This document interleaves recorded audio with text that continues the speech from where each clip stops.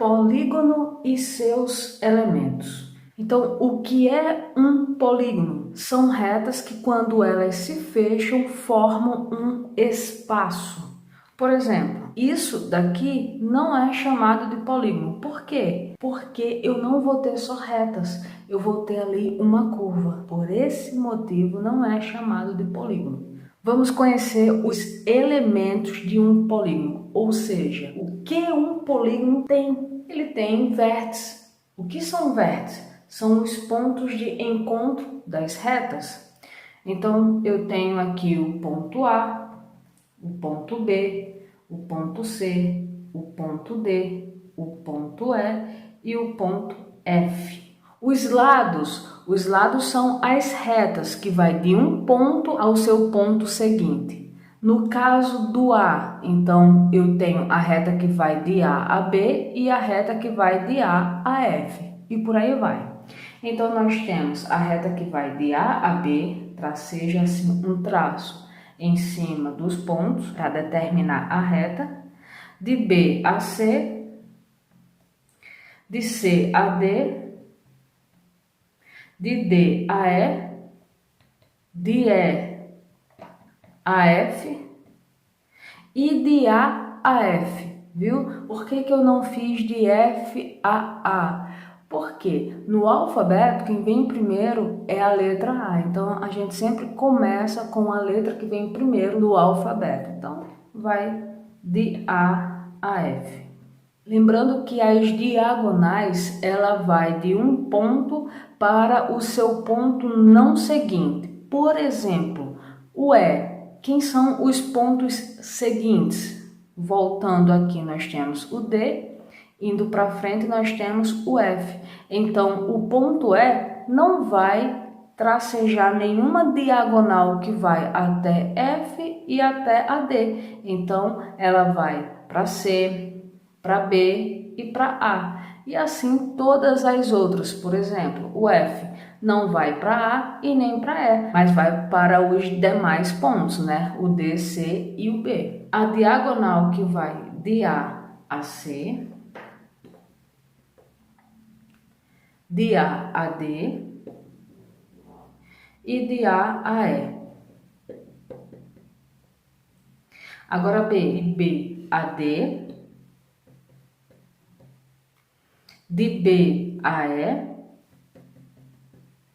de B a F.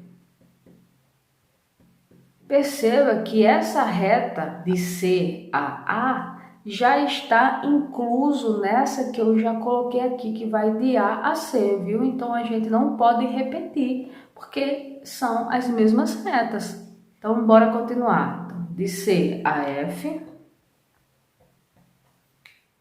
de C a E. Vou colocar aqui, ó, embaixo, certo? De C a E.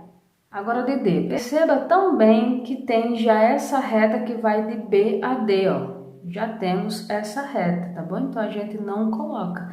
Também já temos essa reta aqui que vai de A a D, ó. Então, a gente também não coloca. Então, nós vamos colocar essa outra reta aqui que vai de D a F. Agora, vamos ver o vértice E. Nós já temos essa reta que vai de C a E, nós já temos essa reta que vai de B a E e também já temos essa reta que vai de A a E. Então, a gente também não coloca. Assim também, pessoal, como esse vértice F já tem todas as retas, ó, de B a F, de C a F e de D a F. Acabamos de colocar. Então, tá aí todas as diagonais. Agora, os ângulos internos, ou seja, os ângulos que estão dentro dos polígonos, certo? Então, a gente vai representar dessa forma, o vértice com um chapeuzinho. Então, nós temos o ângulo A, o ângulo B, o ângulo C, o ângulo D, o ângulo E e o ângulo F. O ângulo externo, ou seja, esse que está fora. Lembrando, pessoal, que o ângulo que está fora é esse daqui todinho, certo? Só que só para indicação, irei falar só desse, tá bom? Então, nós temos os ângulos A, B, C, D, E e F. Uma outra observação. Percebam que em toda linha reta, pessoal, eu tenho aqui um ângulo de 180 graus. Não esqueçam disso. Isso daqui é só meia volta, tá bom? Ou seja, perceba só, o ângulo interno, esse suplemento, que é esse ângulo externo, nós vamos ter ali os dois juntos, um ângulo de 180 graus. Concordam comigo que encontrar a quantidade de diagonais fica bastante confusa? Por quê? Depende do polígono. Nós temos aqui um polígono de 6 lados. E se fosse de mais lados? Ia ficar bastante complicado para a gente saber de todas as diagonais, não é mesmo? Então, sabendo disso, existe uma fórmula para saber quantas diagonais tem. E a fórmula é essa, ó. Diagonal é igual a n vezes, abre parênteses, n menos 3, fecha parênteses, tudo isso dividido por 2. Ok.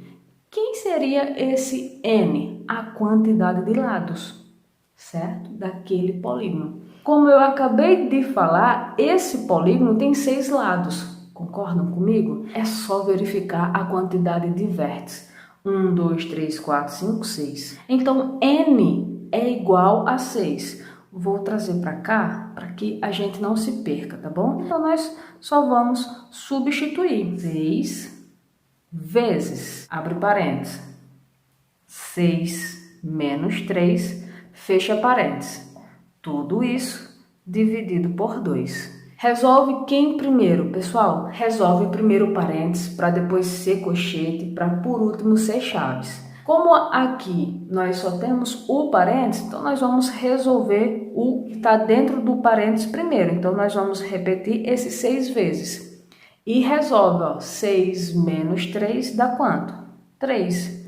Tudo isso dividido por 2. Agora sim, nós vamos resolver essa multiplicação primeiro para depois dividir, tá bom?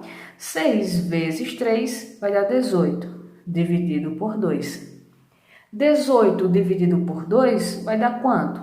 9. Então, 9 é a quantidade de diagonais. Vamos conferir?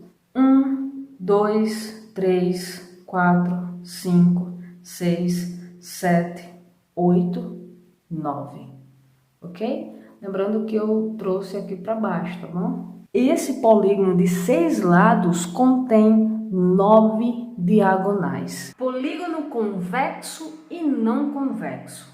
O que é? Se traçarmos várias retas dentro desse polígono e todo pedacinho de reta permanecer dentro desse polígono, é chamado de convexo. Agora, se um pedacinho ficar fora desse polígono, é chamado de não convexo. Se traçarmos várias retas, opa, um pedacinho ficou fora, ó, do polígono. Então, isso indica que esse daqui é um não convexo. Agora vamos tracejar várias retas dentro desse polígono. Todas as retas ficaram dentro do polígono, nenhuma reta ficou fora. Isso indica que é um polígono convexo. Polígono regular. Lembrando que polígonos são retas que, quando elas se fecham, elas se transformam em um espaço. Se eu só tiver isso daqui, não é dito como um polígono. Por quê? Porque ele não fechou, formando assim um espaço, tá bom? Se eu tiver só isso, ele não é polígono, ele é o quê? Um ângulo, tá bom? E se ele tiver só isso, também não é um polígono, é só o quê? Uma reta. Então, quando retas se fecham, formando assim um espaço, é chamado de polígono. Só que quando que ele vai ser chamado de polígono regular? Quando essas retas têm a mesma medida e seus ângulos também têm a mesma medida. Ou seja, tanto os lados quanto os ângulos são congruentes. Eu coloquei aqui um polígono regular, o quadrado. Por quê? O quadrado tem todos os lados iguais e também todos os ângulos iguais. Se eu tivesse o retângulo, por exemplo, ele também teria todos os seus ângulos iguais, mas as medidas não. Não é isso? esse lado ele é congruente com esse, assim como esse lado é congruente com esse. E esses dois lados, visivelmente, são diferentes. Então, por esse motivo, o retângulo não é chamado de um polígono regular, o quadrado sim. O hexágono, quando ele tem todos os lados congruentes, então ele também é chamado de polígono regular, tá bom? Então, lembrando, precisa ter os ângulos e as medidas dos lados congruentes para ser chamado de polígono regular. O triângulo também é um polígono regular, mas qual dos triângulos? Só o triângulo equilátero. Por quê? Porque ele tem todos os lados iguais e, consequentemente, os seus ângulos também. Então, aqui eu coloquei só 3 exemplos, mas claro que existem mais polígonos, como o pentágono, o octógono, o decágono, o dodecaedro, enfim, são muitos. Então, o que é circunferência e círculo? Circunferência é a borda e o círculo é a parte interna. Agora nós vamos aprender a calcular o perímetro da circunferência. Pessoal, em um quadrado, em um triângulo, o perímetro é a soma de todos os lados. Então, eu tenho um quadrado de lado 5. Então, já que é um quadrado, né, esse também mede 5, esse outro 5 e esse outro também 5. A soma de todos os lados será o perímetro. Nesse caso aqui, ó, o perímetro é 20. 20 a unidade, tá bom? Se a unidade for em centímetros, então aqui será 20 centímetros. Em um triângulo é a mesma ideia, sei lá, esse aqui mede 2, aqui 3, aqui 4, então é a soma de todos os lados. Agora, e de uma circunferência que não tem lado? Como que eu vou somar todos os lados? Então, para isso tem fórmula. Que fórmula? O comprimento, certo? Que é o perímetro, é 2 vezes π vezes r. Quem é π? Π mede aproximadamente 3,14. Raio é a medida que vai do centro até a borda da circunferência, certo? E também pode vir o diâmetro. O que é o diâmetro? É uma reta que vai de uma borda até a outra borda passando pelo centro, tá bom?